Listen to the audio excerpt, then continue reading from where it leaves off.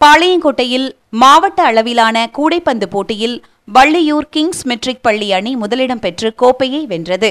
திருநெல்வேலி மாவட்ட கூடைப்பந்து கழகம் சார்பில் மாவட்ட அளவில் பள்ளி மாணவர்களுக்கு இடையிலான கூடைப்பந்து போட்டி 2 நாட்கள் நடைபெற்றது.